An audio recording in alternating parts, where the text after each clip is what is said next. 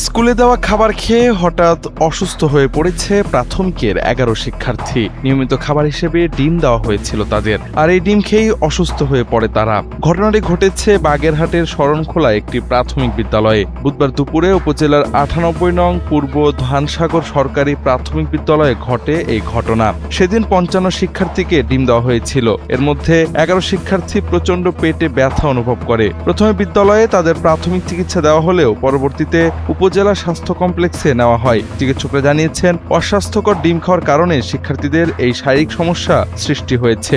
এ নিয়ে ভারপ্রাপ্ত উপজেলা নির্বাহী অফিসার অর্থিতা হাওলাদার বলেন, এ বিষয়ে তদন্তের পর ব্যবস্থা নেওয়া হবে। জি, আমরা জানি এটা। আমাদের এখানকার প্রাথমিক শিক্ষা অফিসার উনি এখন যাবেন, উনি গিয়ে সরেজমিনে দেখে আমাদেরকে একটা তদন্ত প্রতিবেদন দিবেন। তারপরে আমরা তার প্রতিনিধিত্বে আমরা এটা পরবর্তী ব্যবস্থা গ্রহণ করবো আর কি। না, কমিটি গঠন করে উনি তো এখন যাবেন, কি দেখবেন, তদন্ত কমিটি যদি গঠন করার প্রয়োজন হয় করে দিব আর কি। আপাতত ওনাকেই আমরা দায়িত্ব দিয়েছি, উনি এটা সরেজমিনে দেখে আমাদের। 2 মিনিট আগে কথা হয়েছে, উনি এখনই রওনা দিবেন, উনি এখনই যাবেন, এখনই বাচ্চাদের খোঁজ নিবেন, আমাকে জানাবেন। JBS holdings limited. এদিকে খাবার সরবরাহকারী ঠিকাদারি প্রতিষ্ঠান ওয়াসাকা এর প্রোগ্রাম ম্যানেজার আলিম আল রাজি মুক্তি সংবাদ মাধ্যমকে বলেন, শরণখোলার 114টি প্রাথমিক বিদ্যালয়ে একই সময়ে ডিম সরবরাহ করা হয়েছে। অন্য কোনো বিদ্যালয়ে এ ধরনের ঘটনা ঘটেনি।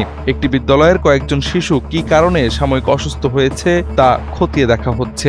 জানা গেছে, প্রাথমিক চিকিৎসায় সুস্থ হয়ে ওঠায় হাসপাতাল থেকে শিক্ষার্থীদের রিলিজ দেওয়া হয়েছে।